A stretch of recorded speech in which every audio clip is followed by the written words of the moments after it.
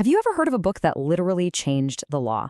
A book so shocking, so visceral, that it forced a whole country to rethink what it was eating? Well, today we're diving deep into one of the most powerful novels in American history, Upton Sinclair's The Jungle. This wasn't just a story, folks. This was an explosion. It blew the lid right off an entire industry and exposed the unbelievable horror that was hiding just beneath the surface. And this quote from the author himself, Upton Sinclair, just says it all. It perfectly captures the book's incredible and kind of ironic legacy. See, his goal was to write a story that would make people feel the crushing, soul-destroying life of immigrant workers in Chicago's meatpacking plants. That was the shot to the heart. But what actually made people lose their minds, what caused this massive public uproar, were the disgusting, stomach-turning details about what was really going into their breakfast sausage. But here's the thing. For a book that's famous for being so gruesome, it doesn't start that way. Not at all. It starts with hope. We open on a huge celebration, the Veselija, a wedding feast for two young Lithuanian immigrants, Jurgis and Ona. The air is just filled with music, with dancing, with shouting. It's this beautiful, chaotic party celebrating a brand new life in America. And get this, the cost for this one day of celebration could be as much as $300. Now, that might not sound like a crazy amount to us today, but for these people, for men who worked 10 hours a day in freezing, dark cellars, $300 was more than a year's wages. Think about that. An entire year of backbreaking labor, all for one day of joy. It tells you everything about the scale of their dreams. This is the vision that completely captivates Jurgis. When he looks out at the giant, smoke-belching factories of the Chicago stockyards, he doesn't see the filth. He sees a monument to human power. He sees thousands of jobs. He sees the American dream. He's so confident, so strong, he believes he can conquer it. And he promises Ona, the very next day, he's going to walk in there and get a job. Yeah, that dream slams into a brick wall of reality pretty fast. Once Jurgis gets inside the plant, he realizes that this place isn't a land of opportunity. It's a machine, a terrifyingly efficient, brutal machine designed for one thing: disassembly and death. And Sinclair does not hold back on the details. I mean, it is graphic. He walks you right onto the killing floor. Cattle are shocked with electric prods, forced into these pens so tight they can't even move. A worker called a knocker just leans over the rail and smashes the animal's skull with a sledgehammer.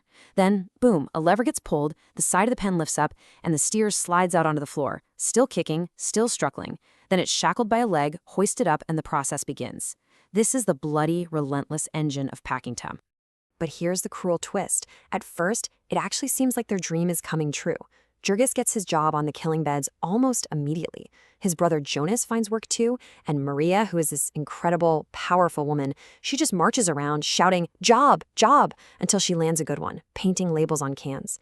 For one brief shining moment, it feels like they've made it. But the danger in Packingtown wasn't just getting injured on the job. The entire community was a giant spider's web of scams and traps, built specifically to prey on newcomers. And the first trap the family walks into is the dream of buying their own house. It's a classic bait and switch. An agent shows them this nice little house, tells them about a fantastic no-rent plan. They're given a pile of legal documents in English, which of course they can't read, and they sign on the dotted line. It's only later that the truth comes out. They haven't bought anything. They're locked into a predatory rental agreement, buried under hidden interest, taxes, and fees. They're going to pay for this house forever and never actually own it. And the house itself? A total joke. The beautiful new home they were promised had streets made of mud. The house wasn't even finished on the inside. And the absolute worst part, the part they couldn't possibly know, is that there was no sewer line. They were literally living on top of a 15-year-old pit of festering sewage. And this system of exploitation was everywhere. It was inescapable. When Jurgis's elderly father, Antanas, finally gets a job, he has to pay a third of his wages back to his boss as a bribe. The food they buy is poison, milk cut with water and chemicals, canned vegetables dyed green with copper salts. Every single thing they needed to survive was just another turn of the screw, designed to bleed them dry. And this is where we get to Sinclair's real point, the part he wanted you to see. This relentless, grinding pressure doesn't just take their money, it takes their dignity, their hope, their very humanity. It starts to destroy the family from the inside out. The collapse is just terrifyingly fast. When winter hits, the weak and old just die off. Marija gets fired for having the guts to ask for the money she was actually owed. Jurgis sprains his ankle on the line, and because he can't work, he's thrown out like trash. He has to take a job in the fertilizer plant, a place so foul that men literally drink themselves sick just to stand the smell. Then, the ultimate horror. Ona's boss forces her into prostitution. When Jurgis finds out, he beats the man senseless and gets thrown in jail. And by the time he gets out, his entire world is gone. Ona is dead, his son is dead, the family is gone. And this guilt just consumes him in prison. He's haunted by it, calling himself a fool for not protecting her, for not seeing the danger, even though everyone knew this was a common fate for women in the factories. He's just tortured by this thought that he should have run away with her, even if it meant they would have starved to death on the street. Anything would have been better. So now Jurgis has lost everything. He's at absolute rock bottom, a homeless tramp. He drifts back to Chicago, and one night, just to get out of the cold, he stumbles into a hall where a political rally is going on. And he hears a voice that gives him a reason to live again.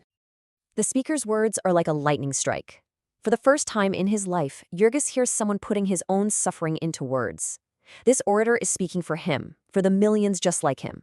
He's no longer just one man who failed. He's part of something huge and unseen. He's not alone. And then the speaker connects all the dots. He explains that society is in the grip of a parasitic class of owners who are like wolves, just devouring the working people. And then he issues this incredible call to action. He says, basically, the people in power are never going to help you.